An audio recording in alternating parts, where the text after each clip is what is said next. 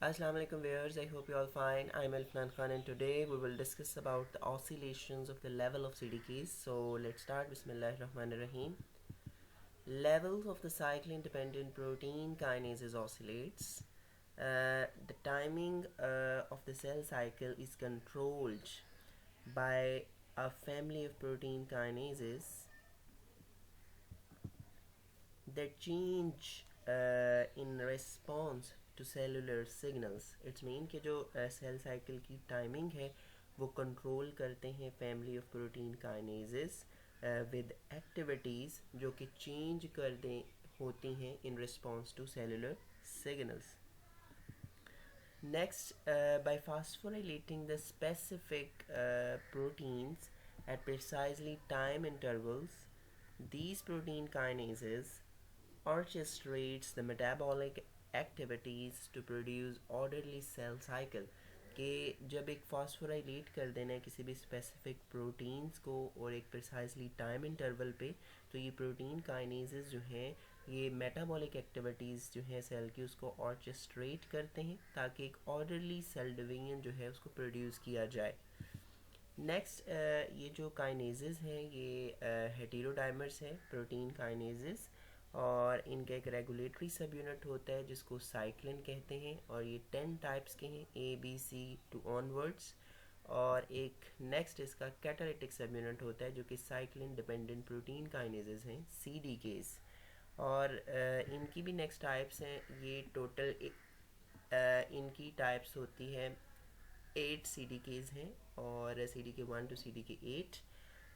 Next है कि जब साइक्लिन जो है वो बाइंड नहीं होती तो कैटालिटिक सब यूनिट जो है वो इनएक्टिव होता है, लेकिन जैसे ही साइक्लिन बाइंड करती है कैटालिटिक साइट ओपन अप होती है और एक रेजिडू जो इसेंशियल होता है टू कैटालिसिस वो एक्सेसिबल हो जाता है और प्रोटीन काइनेजेस की एक्टिविटी जो है इंक्रीज़ हो जाती है 10,000 फोल्ड.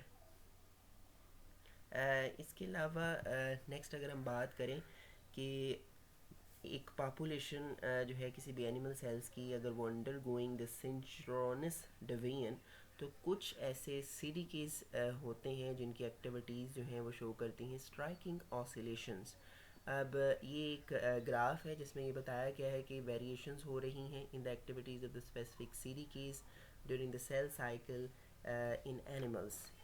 अगर हम बात करें स्टार्ट में जो साइक्लिन CDK2 है इसकी एक्टिविटी जो है वो पीक में होती है near the G1 S face boundary.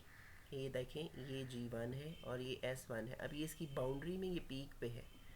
इसकी बाउंड्री में ये G1 और S फेस की जो बाउंड्री है उसमें साइक्लिन CDK2 जो है वो पीक पे है. When the active enzyme triggers the synthesis of enzyme required for the DNA synthesis, it's mean क्योंकि एस फेस में सिंथेसिस होनी होती है तो जब ये काम होना होता है तो साइक्लिन CDK2 जो है उसका लेवल G1 और एस फेस की बाउंड्री में इंक्रीज़ कर जाता है. नेक्स्ट अगर हम देखें साइक्लिन CDK2 को, साइक्लिन CDK2 जो है G2 तक तो इंक्रीज़ कर रहा है. एक्टिविटी राइजिंग ड्यूरिंग S इन G2 फेस कि एस फेस में भी इंक्रीज़ कर रही है और G2 तक भी इंक्रीज़ ही कर रही है और ड्रॉप हो जाती है shortly in the M face. जैसे साइक्लिन CDK1 जो है वो M फेस में ही वो जो है ड्रॉप होती है, ऐसे ही साइक्लिन CDK2 जो है वो S फेस में पहले बढ़ रही होती है, G2 में भी जो है वो बढ़ रही होती है. जैसे M फेस स्टार्ट होती है तो ये ड्रॉप हो जाती है. नेक्स्ट इज़ अब ये जो ऑसिलेशंस थी ये basically are the result of the four mechanism for regulating the CDK activities. First one is regulation of CDKs by phosphorylation. It's mean या हम जो है वो CDK को फास्फोराइलेट करेंगे या डीफास्फोराइलेट करेंगे जिससे हम उसको रेगुलेट कर सकते हैं. Next one is control degradation of the cyclin के जो इसका जो है वो रेगुलेटरी यूनिट है साइक्लिन, अगर हम उसकी कंट्रोल डिग्रेडेशन करते रहेंगे तो देन भी हम CDK एक्टिविटी को रेगुलेट कर सकते हैं. Next regulated synthesis of CDKs and cyclin.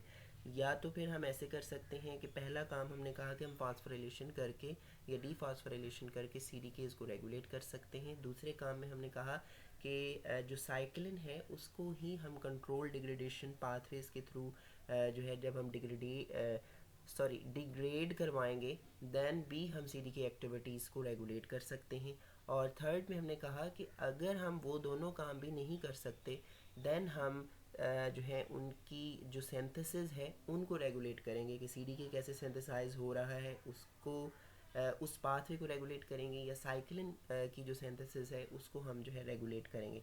Next four जो है इसमें होता है कि action of the specific C D Ks inhibiting proteins के कुछ ऐसे प्रोटीन्स होती हैं जो सी डी केज की एक्टिविटी को इनहिबिट करती हैं, तो वो भी सी डी के की एक्टिविटी को रेगुलेट करती हैं। Next to the main point, active CDKs enable a cell to enter a stage of cell division, कि ये जो एक्टिव CDKs हैं यही इनेबल करते हैं सेल को कि ये एंटर हों आ स्टेज ऑफ सेल डिवीजन। और ये जो हमने ये फोर मैकेनिज़्म जो है डिस्कस किए हैं अभी, ये इंशाल्लाह नेक्स्ट लेक्चर्स में हम वन बाय वन डिस्कस करेंगे। So I hope you get the idea. Thank you so much for watching. अल्लाह हाफिज़।